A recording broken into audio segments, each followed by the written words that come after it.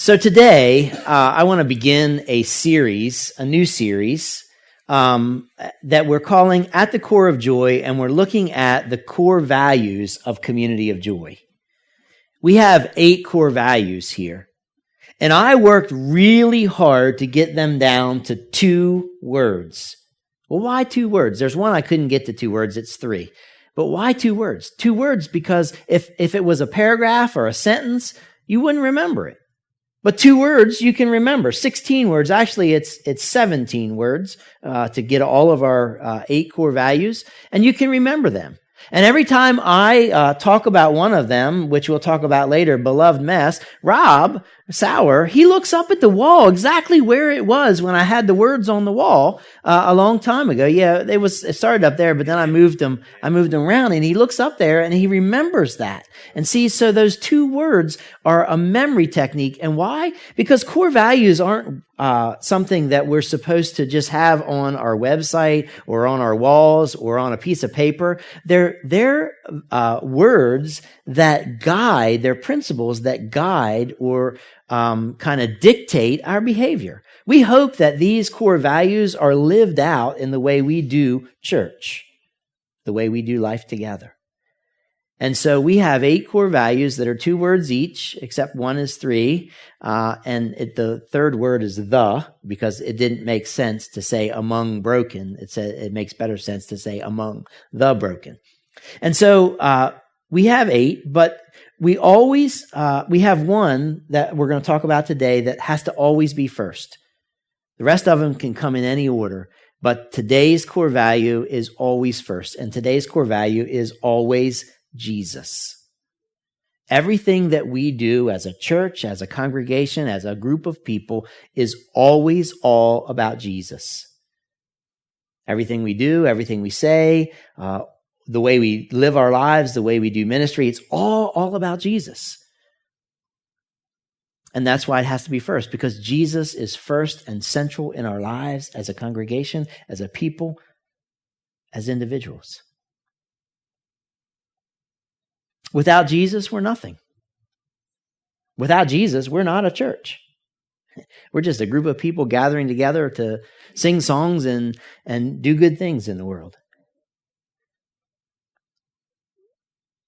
This week, I was interviewed by Dr. Tim Stock, a philosophy professor at Salisbury University. He's also, you might recognize the name, he's also been one of our most instrumental Camden Community Garden neighbors.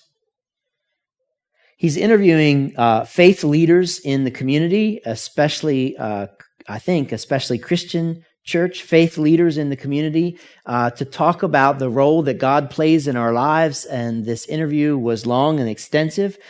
He had it transcribed, and it'll be shared with his students anonymously. It's a part of a class that he's doing this spring that starts this week with students on the role of God in our culture and in our community and in our world. And so he had a lot of questions. And so toward the end, one of the questions that Dr. Stock asked me was this.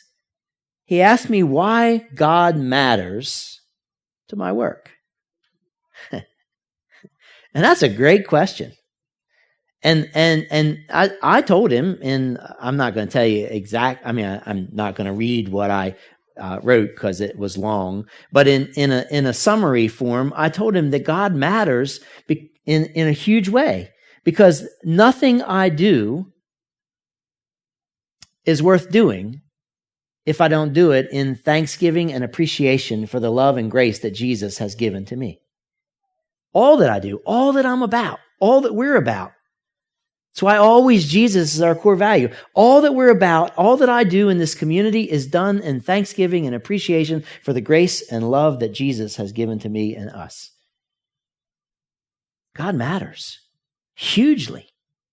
If it wasn't for Christ, what I do in this community, in my life, would just be another good deed. But it's done in response to the gift of grace and love that God has given to me and you. And so Christ matters immensely. And I tell you all that this morning to introduce this theme of always Jesus, because Jesus matters immensely here at Community of Joy. Without Jesus, we're nothing. Without Jesus, we're not a church. Without Jesus, we may as well just pack up our bags and go home and not come here and not go out into the community and do the things that we do. Now, to get at this, I chose this beautiful passage out of the book of Hebrews. The book of Hebrews is an interesting book. It's written to help the Jewish people kind of get a sense of who Jesus is, the Messiah, as the Messiah. And in chapter 12, the writer of Hebrews compares life with Jesus to a long-distance race. And he begins with this beautiful imagery of that we're cheered on by a great cloud of witnesses. These are people who have gone on, who have run the race, who have run the race faithfully, who are residing with Christ in heaven. They're people who have taught us who Jesus was and is. They're people who have showed us his love in tangible and demonstrated ways. These are people who have run the race with Christ, and they have taught us how to love. On Monday, in this interview time with Dr. Tim Stock, he asked me, "How did you come to your faith?" Well, that's a very involved question. I came to my faith probably in the same way that most of you came to your faith. I was taught about Jesus from someone else. In my case, it was my parents and grandparents. It was Sunday school teachers. It was a pastor. It was a 4-H leader. It was youth group leaders. It was people, uncles and aunts, people in my family system who taught me about Jesus and showed me his love and taught me how to demonstrate his love. But my faith wasn't my faith at that point. If I left it there, if my faith was only the faith of my parents or grandparents or Sunday school teacher or a pastor, it really isn't my faith, it's their faith. Somewhere along the line, and for me it was in my high school and early college years, where I had to wrestle with my parents' and grandparents' faith and the faith that was presented to me and take ownership of it for me. And all of us have to do that. It had to become a personal relationship that I have with Jesus.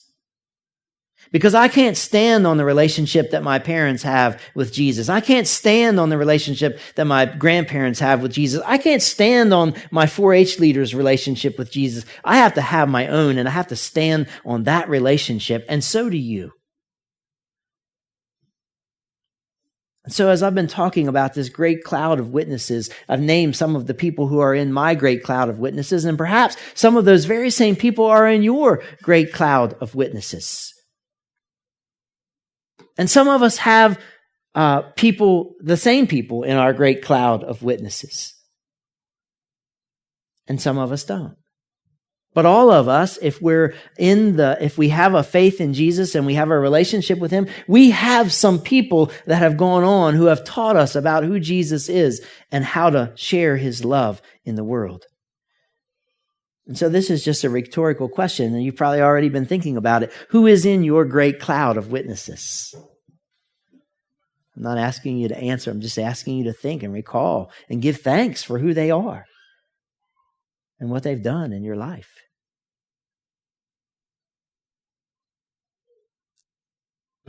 And then consider this. Not only is the great cloud of witnesses people who have gone on and who've had an impact in our life, but at some point we are a part of the great cloud of witnesses for other people. We have that role for each other. I'm thankful for each of you and for the ways in which you have helped shape my life and my relationship with Christ and helped my faith become more than what it was, just mine. As persons who are running the race with and for Jesus, it is important to share Jesus with others, because when we do that, we will become part of the cloud of witnesses for them. One of the things I absolutely love about you who have children is you involve your children in the things that we do as a congregation. There's our youth group serving. Sorry, Maddie.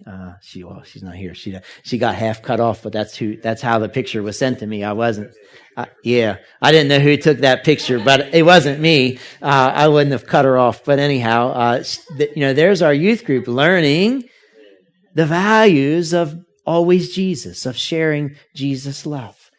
And then this isn't us because I didn't have pictures that fit it in the screen. If you ever take a picture and you want it to be used on the screen, it needs to be landscape, not portrait.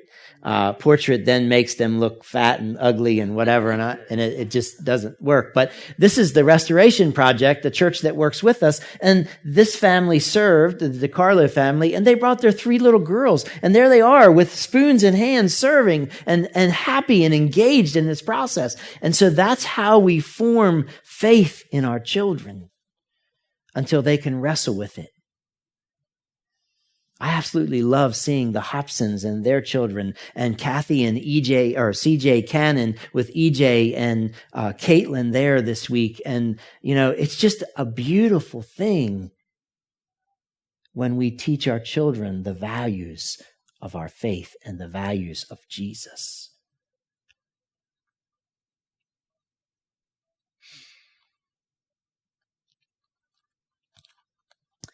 If we're going to run the race for Jesus and with Jesus, the writer of Hebrews says we must also strip off every weight that slows us down, especially the sin that so easily trips us up. So much in this world can weigh us down and hold us back from running the race as fast and as wonderful as we can. Some of those things that hold us up are our past. We all have one. It doesn't have to define us. It does shape us. And it does influence who we are and how we relate to God, but it doesn't have to define us. And so sometimes we need to let go of our past so that we can run the race with endurance that's set before us. Sometimes it's our habits that hold us back. Sometimes it's our hang-ups that hold us back. Sometimes it's our perspectives on God, or our perspectives on sin, or our perspectives of others who come at life in a different way than we do. Sometimes it's our misunderstandings of grace. Grace is something that is given to everybody, offered to everybody. It's not deserved. Grace, by definition, is unmerited or undeserved favor. If you deserved it, if you could earn it, it wouldn't be grace. And it's offered to all of us.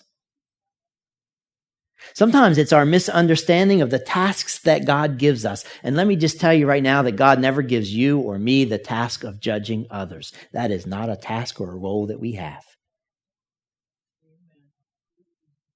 And we get in trouble. And we slow ourselves down in this race of faith when we start judging. Sometimes it's our fascination with rules and regulations instead of being engaged in a relationship with Jesus. Whatever it is for you, we must strip off those things that weigh us down and slow us in our running the race. And again, this is just a rhetorical question for you. What is it in your life that slows you down, that you need to strip off so that you can run the race with endurance for Christ? And then the writer moves into the part of the passage that really was why I chose this passage, because he says we run the race with endurance by keeping our eyes fixed on Jesus. See, here at Community of Joy, we want to be always about Jesus. We want Jesus to be at the heart and center and the forefront of who we are and what we do and how we engage with one another and how we engage with our community and our world. And so we keep our eyes fixed on Jesus when we run the race with endurance by keeping our eyes fixed on Jesus. All that we do and all that we are and all that we say and all that we're about, we want to be a reflection of Jesus in our lives and through our lives in the world. We want to honor Jesus, and to do that, we must fix our eyes on him. We're not fixing our eyes on the pastor. We're not fixing our eyes on some denominational philosophy. We're not fixing our eyes on the Bible. We're fixing our eyes on Jesus. He's revealed in the Bible and revealed through the Holy Spirit, and we're fixing our eyes on him, and we're running the race with him as the goal, and him as the one who inspires us. And when we work collectively with other churches who are very different from us, as we're doing right now in the shelter and as we do at the Camden Community Garden, these churches have different ways of expressing their love for Jesus and different ways of living out their communal life. But when we work together, we agree it's just Jesus. Period. We don't care about the way we baptize and the way they baptize, and we don't care about the parts of the Bible that we accentuate or the parts of the Bible that they accentuate or the way we do whatever. It's just Jesus. And so when you take a Seventh-day Adventist church and you take a Missouri Synod Lutheran church and you take a Church of the Brethren and you take a cooperative Baptist church and they're working together just because of Jesus. And to show just Jesus to our community and world. We're not working together to highlight any one particular oddity about any one of those four churches. It's just Jesus. Because we let too much divide us and separate us. We don't emphasize just Jesus enough in our world, in our communal life together as churches. Too often we make the race about more than Jesus, and then running becomes burdensome. It's so easy to lose sight of Jesus in this journey. Last week, before we began the shelter, and we're in shelter mode, so I got lots of stories about the shelter. That's just how I roll. Last week, before we began the shelter, one of the churches that we work with provides breakfasts every day. And so I sent the coordinator Facebook message and said, we're now up to about 40 because there were 41 guys in the shelter ahead of us. We've only ever had 38 this week in any one night. And I think they only ever had about 38 in any one night in their shelter, but there were 41 different guys. And so I said, we normally think about 20 in this space because that's all the cots we can get in here. And then we rented the warehouse so that we could hold 30 because that's what the church before us was supposed to hold, and that's what the church after us is supposed to hold. And the church ahead of us was running 38, 41 different guys. And so I sent him a message and said, we're now up to 40. You better plan for 40 breakfasts. Well, he sent me a message back and said, call me ASAP. And when I called him, he was like, wow, you can't do that to me. First it was 20, now it's 30, and now you're saying 40, and we can't afford that. We don't have the budget for that. And come on, on and on and on he went. And I said, dude, look, we don't have to do a hot breakfast every day. We don't have to buy these individually pre-prepared sandwiches, breakfast sandwiches at Sam's Club where they're, $12 for 12 of them or, whatever. And we have 40 guys. And I said, we don't have to do that. We can serve cereal a couple of days, or we can serve cereal many days. And we can cook in bulk. You can make a whole bunch of scrambled eggs and bring them in a big container and the guys can dip them out. You don't have to put them on a sandwich, and you can bring bread and sausage patties or whatever. There's all kinds of ways. Well, we can't do that. We can't afford it. Yada, yada, yada. And I didn't tell him, and I didn't think about it till Sharon. I was telling her, and she said, when we rented the Langler building, we had 38 guys regularly. So they already did 38 guys, and it wasn't a hassle. And he said, you got to call our president. Now, not Donald Trump, but you got to call the president of the organization. So I called the president, I got her number, and I called her, and she was telling me a little bit about their struggle. And I said, you know what? There's a whole variety of ways, but the bottom line is we can't control how many guys there are, and we're representing Christ, and we're reflecting his love in the community, and we're not going to close the door. If we get 42 guys, we want to have 42 breakfasts.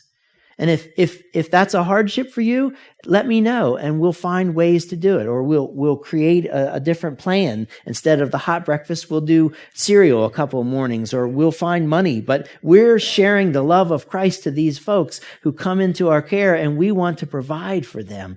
And by the end of that conversation, she said to me, you know what? You're right. Whatever it costs, we're going to exceed our budget, but I'm just going to tell our congregation that's what we have to do. We have the money. It's not a big deal. But you see, it's so easy to lose sight of Jesus in the midst of things and to start talking about budgets and finances and all of these things that just get our eyes off of Jesus and the work that he wants to do in us and through us in our world. That's why always Jesus is our first and always first core value, to remind us that Jesus is all that matters, so that we can keep our eyes fixed on him, so that we can remain focused. Because you know what? If we lose sight of Jesus, we lose the race. And I don't want to lose the race. And I know you don't either. The writer of Hebrews then goes on to talk about discipline, not punishment, but discipline. Just like our parents discipline us because they love us and want good things for us, God also disciplines us. It's part of the way God helps us to stay in the race and to help us keep our eyes fixed on Jesus.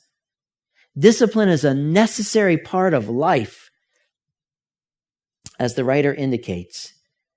And it helps us to get a new grip and strengthen our weak knees, so that we can mark out a straight path and become strong. Finally, the writer of Hebrews reminds us that the race isn't just about Jesus. It's not just me and Jesus. It's not just you and Jesus. And if that's the way you're going through life and it's just this vertical thing, you're missing something. And he reminds us that. He says we got to work at living in peace with everyone. We got to work at living a holy life. We got to look after each other so that none of you fail to receive the grace of God. He's reminding us there that this relationship, this race, that this fixing our eyes on Jesus isn't just about us and God. It's about us and God and us and each other. And not just us and each other inside the walls of this building, but us and each other in this world, all people everywhere. Always, Jesus is about both a vertical and a horizontal relationship. You put the two together, you've heard me say it 100 times or more. It forms a cross. You got the vertical, us and Jesus. You got the horizontal, us and each other, or us in the world. Put them together and you got the cross. That's the reminder. Jesus said the greatest two commands are to love the Lord your God with all your heart, mind, soul, and strength, and love your neighbor as yourself. And on these two, all the others hang. All the law and prophet hang. He's boiling it down for us. And brothers and sisters, I've had a front row seat at that beauty, seeing the beauty of that this week. At where? At the shelter. I've seen so many of you engage in some way or another. And even if you haven't engaged physically there, I know that you've been praying about it. I know that you've put money in the offering here and that's going to help us do this shelter experience. And when we engage in that process, we're engaging in representing Jesus to our brothers and sisters. Our brothers, there's no sisters, it's brothers from the street. But it does hit sisters because some of them have mothers and spouses and daughters that are a part of their lives, and they're able to share the experience of how they're being treated and the love they're experiencing. And it's touching their lives as well. And as we've engaged, and I just want to say thank you for engaging in this. It's probably the greatest way we as a congregation, all of us, a lot of us, engage in the mission of Jesus through our shelter experience. As we've engaged in that beautifulness at the shelter, our community has taken note. And many are joining us in this effort as well. in the last week, I had a $100 bill handed to me at the mall from one of my Facebook friends who saw and said, "You're doing the shelter here. Use this to buy things that the guys need." I've had snacks brought to us and offered to us.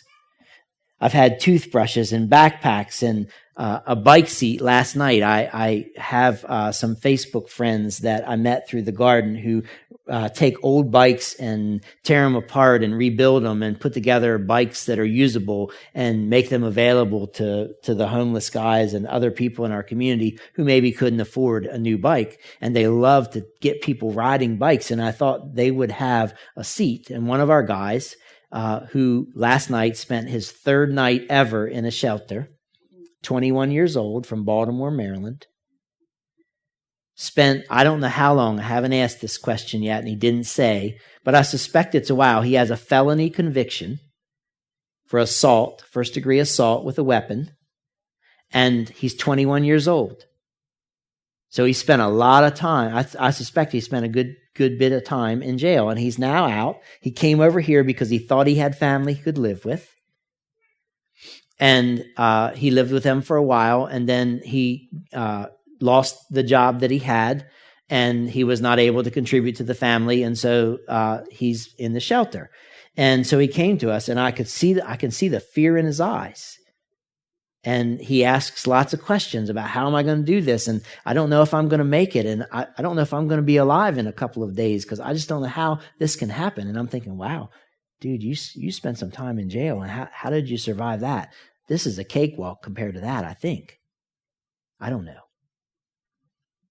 But anyhow, he had this bike, and I'm glad he had a bike because it's going to be a key piece of his ability to break out. He has this bike, and the seat was so worn, and I never knew it, but inside a bike seat, there's little points that stick up, little nails that stick up to hold the foam from sliding.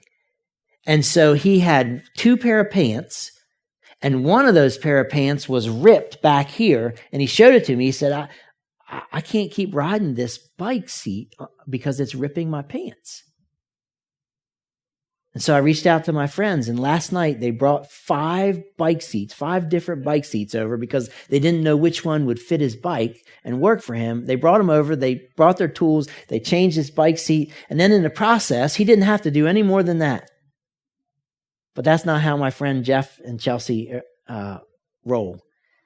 He started looking at the bike. He said, "Lift it up, please." And I lifted it up, and he started pedaling it with his hand. And he noticed that, and he had Chelsea shifting the gears, and he noticed that it wasn't shifting right. And so he said, "You know what? I'm looking down here, and this derailleur, I think it's called, is bent." And he said to the young man, he said, "Can I take your bike for about an hour across town to my bike shop? I want to fix this for you." And the guy said, "Yeah." So Jeff and Chelsea took the bike, and I left and wasn't there, but I'm sure that they returned it in almost new shape. I bet that they took that derailleur off and took one off another bike and put it on because it was bent enough that if you bend it back, it probably broke. They didn't have to do that. But they're seeing the way we're reflecting the love of Jesus, and they're engaging in it, as are all my friends, and lots of people that I don't know in the community. Yesterday, another friend brought this gentleman a backpack because he said, "I don't have anything to carry. I have a bike, but when I take my lunch and other things, it's hard to ride a bike with things in your hands." He said, "I don't have a backpack. Can you get me a backpack?" And I put it out there, and in a day, that evening, she had a $20 backpack there for him. And when I gave it to him, you'd have thought I'd give him $1 million. And other friends have brought socks and clothes, and the list is long. Person I graduated from high school with in Easton, Maryland, came down last night with her husband to work the 7 to 11 shift, which means she didn't get home till after midnight. And she walked in the door carrying a couple big bags of baggies, quart-sized baggies that had in them a pair of socks, chapstick, 2 Band-Aids, something to eat, 2 hand warmers, and one of those big body pack hand warmers. And she had enough to give to all the guys and had extra in case we had new guests that come. See, when you reflect the light and love of Christ in the world notices. And they get involved. And it's a beautiful thing. It's an absolutely beautiful thing. Our friend, Minister Mandel Copeland, that we worked with 50,000 souls, he brought a whole bunch of snacks earlier in the week, and he's coming back this week. It's just beautiful what happens when we reflect the light of Christ and the love of Christ in our community. We are representing and reflecting Jesus not only to our guests, but to our community and to our world. Now, I've been wrestling with how to share this as I conclude this morning. I've been wrestling all week with it. Last Sunday, after the State of the Church address that I did, you could have left here, and maybe you did. And you could have said, and you might have said, and you might have been right, that Pastor Martin talked about mostly the things that he's doing in our community on our behalf. And I'm sorry if that's the case. I really don't want it that way. I realize that some of you aren't into gardening. Maybe most of you aren't into gardening. And you realize that I am. And that's fine. It's just one platform of many that we could use to reflect the love and light of Christ into our world. So my question for you this morning is this: what interests you? How can you use those interests to help us as a church to join you in reflecting Jesus to the community and world? I don't care what we do. I'm going to keep on gardening. But I don't care what else we do. But I do care that we are actively engaged in reflecting Jesus in our community. I don't want us to be a church that just comes here on Sunday morning and sings and prays and listens to some talking head and this goes home and then comes back a week later. I want us to be engaged in our community because that's who Jesus calls us to do. If we're going to be about always Jesus, we have to find ways to engage. And so what are the interests that you have? What are the ways that you can lead us or you can help us go out into our community and reflect Jesus, his love and grace? I want you to share those ideas. I want you to step out and let people know what they are and see who joins you in that effort. Because if we are going to be all about always Jesus here, we must be about more than just coming together and gathering on Sunday morning in these walls. Do you understand? You understand what I'm trying to get at? So if we're going to run the race, if we're going to be about always Jesus, we need to take the advice that the writer of Hebrews gives us. Fix our eyes on Jesus. Get rid of that which weighs us down and slows us in our race. Work at living in peace with everyone. Work at living a holy life and look after each other so that none of us fail to receive the grace of God. So here at Community of Joy, our first and always first core value is what? Always Jesus. Yep. Now, I've gone on and on and on and talked way too long. How do you want to engage this morning? I didn't get that microphone.